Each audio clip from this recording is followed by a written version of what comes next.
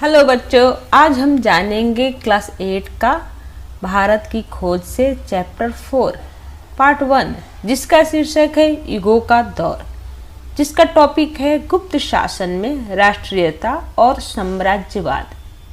बच्चों, इस पाठ की शुरुआत हम यहाँ से करेंगे। मौर्य साम्राज्य का अवसान हुआ और उसकी जगह शुंग वंश ने ले ली, जिसका शासन अपेक्षाकृत बहुत छोटे क्षेत्र पर था। दक्षिण में बड़े राज्य उभर रहे थे और उत्तर में काबुल से पंजाब तक बाक्ट्री या भारतीय यूनानी फैल गए थे। मेनांडर के नेतृत्व में उन्होंने पाटलिपुत्र तक पर हमला किया, किंतु उनकी हार हुई। खुद मेनांडर पर भारतीय चेतना और वातावरण का प्रभाव पड़ा और वो बौद्ध हो गए। वो राजा मलिंद के नाम से प्रसिद्ध हुआ। बौद्ध आख्यानों में उसकी लोक प्रसिद्ध लगभग एक संत के रूप में हुई।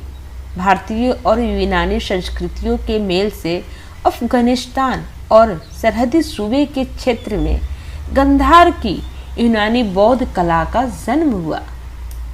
बच्चों, भारत के मध्य प्रदेश में सांची के निकट बेसनगर में ग्रेनाइट पत्थर की एक लाट है जो हेलिओदो स्तंभ के नाम से प्रसिद्ध है। इसका समय ईसा पूर्व पहली शताब्दी है और इस पर संस्कृति का एक लेख खुदा है। इससे हमें उन यूनानियों के भारतीयकरण की झलक मिलती है जो सरहद पर आए थे और भारतीय संस्कृति को जज्ब कर रहे थे। बच्चों, मध्य एशिया में शक यानी सीरियन लोग ऑक्सस यानी अच्छू नदी की घाटी में बस गए थे। यूची सुदूर पूरब से आए और उन्होंने इन लोगों को उत्तर भारत की ओर धकेल दिया। यह शक बौद्ध और हिंदू हो गए। उइचियों में से एक दल कुषाणों का था। उन्होंने सब पर अधिकार करके उत्तर भारत तक अपना विस्तार कर लिया। उन्होंने शंकों को पराजित करके उन्होंने दक्षिण की ओर खदेड़ा। शक काठियावाड़ और दक्षिण की ओर चले गए। इसके बाद कुषाणों ने पूरे उत्तर भारत पर और मध्य एशिया के बहुत बड़े भाग पर अपना व्यापक और मजबूत साम्राज्य कायम किया। उनमें से कुछ ने हिंदू धर्म को अपना लिया, लेकिन अधिकांश लोग बौद्ध हो गए। उनका सबसे प्रसिद्ध शासक कनिष्क उन बौद्ध कथाओं का भी नायक है जिनमें उसके महान कारनामों और सार्वजनिक कामों का जिक्र किया गया है। बच्चों, उसके बौद्ध होने के बावजूद ऐसा लगता है कि राज्य धर्म का स्वरूप कुछ मिला जुला था, जिसमें ज़रथुस्त्र के धर्म का भी योगदान था। वो सरहदी सूबा जो कुषाण साम्राज्य कहलाया, उसकी राजधानी आधुनिक पेशावर के निकट थी। तक्षशिला का पुराना विश्वविद्यालय भी उसके निकट था। वो बहुत से राष्ट्रों से आने वाले लोगों के मिलने का स्थान बन गया। यहाँ भारतीयों की मुलाकात सिदियनों, यूचियों, ईरानियों, बाक्ट्री यूनानियों, तुर्कों और चीनियों से होती थी। ये विभिन्न संस्कृतियाँ एक दूसरे के प्रभावित करती थी। इनके आपसी प्रभाव के परिणाम स्वरूप मूर्तिकला और चित्रकला की एक सशक्त शैली ने जन्म लिया। बच्चों, इतिहास की दृष्टि से इसी जमाने में चीन और भारत के बीच पहले संपर्क हुए और 64 ईस्वी में यहाँ चीनी राजदूत आए। उस समय चीन से भारत को जो तोहफे मिले उनमें आड़ू और नाशपाती के पेड़ थे। गोबी रेगिस्तान के ठीक किनारे किनारे तूफान और कूचा में भारतीय, चीनी और ईरानी संस्कृतियों का अद्भुत मेल हुआ। बच्चों, कुषाण काल में बौद्ध धर्म दो संप्रदाय में बट गया। महायान और हीनयान, उन दोनों के बीच मतभेद उठ खड़े हुए। भारतीय परंपरा के अनुसार बड़ी बड़ी सभाओं में इन समस्याओं पर विवाद आयोजित किए जाने लगे।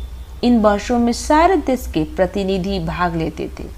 इन विवादों में एक नाम सबसे अलग और विशिष्ट दिखाई पड़ता है। यह नाम नागार्जुन का है, जो ईसा की पहली शताब्दी में हुए। उनका व्यक्तित्व महान था। वे बौद्ध शास्त्र और भारतीय दर्शन दोनों के बहुत बड़े विद्वान थे। उन्हीं के कारण भारत में महायान की विषय हुई। महायान के ही सिद्धांतों का प्रचार चीन में हुआ। लंका और बर्मा यानी वर्तमान में श्रीलंका और म्यांमार हीनयान को मानते रहे। बच्चों, कुषाणों ने अपना भारतीयकरण कर लिया था। वे भारतीय संस्कृति के संरक्षक हो गए थे। फिर भी राष्ट्रीय विरोध की एक अंतर्धारा उनके शासन के खिलाफ बराबर चल रही थी। बाद में जब भारत में नई जातियों का आगमन हुआ तो ईसा की 4वीं शताब्दी के आरंभ में विदेशियों का विरोध करने वाले इस राष्ट्रीय आंदोलन ने निश्चय रूप ग्रहण कर लिया। एक दूसरे महान शासक थे जिसका नाम भी चंद्रगुप्त था। नए हमलावरों को मार भगाया और एक शक्तिशाली विशाल साम्राज्य कायम किया। बच्चों, इस तरह ईस्वी 320 में गुप्त साम्राज्य का युग आरंभ हुआ।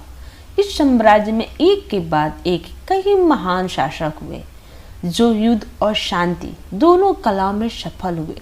लगातार हमलों ने विदेशियों के प्रति प्रबल विरोधी भावना को जन्म दिया और देश के पुराने ब्राह्मण क्षत्रिय तत्वों को मातृभूमि और संस्कृति दोनों की रक्षा के बारे में सोचने के लिए मजबूर होना पड़ा।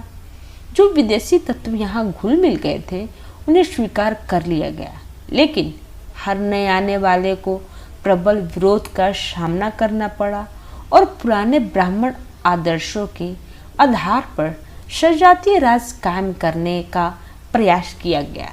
लेकिन क्रमशः इन आदर्शों में ऐसी कर्ता विकसित होने लगी थी जो इनके स्वभाव के विपरीत थी। बच्चों, आरंभ में जब आर्य यहाँ उस स्थान पर आए जिसे उन्होंने आर्यावर्त या भारतवर्ष कहा था, तब भारतवर्ष के सामने समस्या यह थी कि इस नई जाति और संस्कृति के बीच समन्वय कैसे कायम किया जाए। भारत ने इस स्थिति का सामना करते हुए मिलीजुली भारतीय आर्य संस्कृति की मजबूत बुनियाद पर निर्मित एक अस्थायी हल प्रस्तुत किया। दूसरे विदेशी तत्व यहाँ आए और जज्ब होते गए। बच्चों, लेकिन समय समय पर अजीब रस्म रिवाज वाले अजनबी लोगों के हमलों ने उसे हिला दिया। वह इन हमलों को अनदेखा नहीं कर सकता था, क्योंकि उन्होंने केवल उसके राजनीतिक ढांचे को ही नहीं तोड़ा, बल्कि उसके संस्कृति, आदर्शों और सामाजिक ढांचे के लिए भी खतरा पैदा कर दिया। उनके विरुद्ध जो प्रतिक्रिया हुई उसका रूप मूलतः राष्ट्रवादी था। उसमें राष्ट्रवाद की शक्ति भी थी और संकीर्णता भी। बच्चों, धर्म और दर्शन, इतिहास और परंपरा, रीति रिवाज और सामाजिक ढांचा, जिसके व्यापक घेरे में उस समय के भारत के जीवन के सबसे पहलू आते हैं, जिसे ब्राह्मणवाद या हिंदूवाद कहा गया, वह इस राष्ट्रवाद का प्रतीक बना।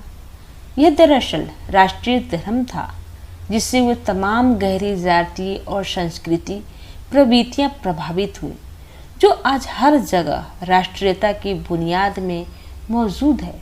जिस बौद्ध धर्म का जन्म भारतीय विचार से हुआ था, उसके लिए भारत वो पुण्य भूमि थी जहाँ बुद्ध ने जन्म लिया, उपदेश दिया और वहीं उनका निर्माण हुआ। पर बुद्ध धर्म मूल रूप में अंतर्राष्ट्रीय था, विश्व धर्म था। जैसे जैसे उसका विकास और विस्तार हुआ, वैसे वैसे उसका यह रूप और विकसित होता गया। इसलिए पुराने ब्राह्मण धर्म के लिए स्वाभाविक था कि वो बार बार राष्ट्रीय पुनर्जागरण का प्रतीक बने। बच्चों, ये धर्म और दर्शन भारत के भीतरी धर्मों और जातीय तत्वों के प्रति जो सहनशील और उदार था, पर विदेशियों के प्रति उसका उग्रता बराबर बढ़ती जाती थी और वो अपने आप को उनके प्रभाव से बचाने की कोशिश करता था। ऐसा करने से उनमें जो राष्ट्रवादी चेतना पैदा हुई थी, वो अक्सर साम्राज्यवाद की शक्ल अख्तियार करने लगती थी। गुप्त शासकों का समय बहुत प्रबुद्ध, शक्तिशाली, अत्यंत संस्कृति और तेजस्विता से भरपूर था। फिर भी उसमें साम्राज्यवादी प्रवृत्तियां विकसित हो गई। उनके बहुत बड़े शासक समुद्रगुप्त को भारत का नेपोलियन कहा गया। साहित्य और कला की दृष्टि से वो बहुत शानदार समय था। बच्चों, चौथी शताब्दी के आरंभ से लेकर 150 वर्ष तक गुप्त वंश ने उत्तर में एक बड़े शक्तिशाली और समृद्ध राज्य पर शासन किया। उसके बाद लगभग 150 वर्ष तक उनके उत्तराधिकारी अपने बचाव में लगे रहे और साम्राज्य सिकुड़कर लगातार छोटा होता चला गया। मध्य एशिया से नए आक्रमणकारी लगातार भारत पर हमला कर रहे थे। ये गोरे हुण कहलाते थे, जिन्होंने मुल्क में बड़ी लूटमार की। बच्चों, अंततः यशोवर्मन के नेतृत्व में संगठित होकर उन पर आक्रमण किया गया और उनके सरदार मिहिर गुल को बंदी बना लिया गया। लेकिन गुप्तों के वंशज बलादित्य ने उसके प्रति उदारता का व्यवहार किया और उसे भारत से लौट जाने दिया। मिहिर गुल ने इसके बदले में लौटकर अपने मेहरबान पर कपटपूर्ण हमला कर दिया। बच्चों, उत्तर भारत में हुणों का शासन बहुत थोड़े समय रहा, लगभग आधी शताब्दी। उनमें से बहुत से लोग देश में छोटे छोटे सरदारों के रूप में यहीं रह गए। वे कभी परेशानी पैदा करते थे और भारतीय जन समुदाय के सागर में जज्ब होते जाते थे। इनमें से कुछ सरदार 7वीं शताब्दी के आरंभ में आक्रमणकारी हो गए। उनका दमन करके कन्नौज के राजा हर्षवर्धन ने उत्तर से लेकर मध्य भारत तक एक बहुत शक्तिशाली राज्य की स्थापना की। वे कट्टर बौद्ध थे। उनका महायान संप्रदाय अनेक रूपों में हिंदूवाद से मिलता जुलता था। बच्चों, उन्होंने बौद्ध और हिंदू दोनों धर्मों को बढ़ावा दिया। उन्हीं के समय में प्रसिद्ध चीनी यात्री हुआन त्सांग यानी या युआन स्वान भारत आया था, यानी 629 ईस्वी में। हर्षवर्धन कवि और नाटककार था। उसने अपने दरबार में बहुत से कलाकारों और कवियों को इकट्ठा किया और अपनी राजधानी उज्जैनी को सांस्कृतिक गतिविधियों का प्रसिद्ध केंद्र बनाया था। हर्ष की मृत्यु 448 ईस्वी में हुई थी। वो लगभग वो समय था जब अरब के रेगिस्तानों से अफ्रीका और एशिया में फैलने के लिए इस्लाम सिर उठा रहा था।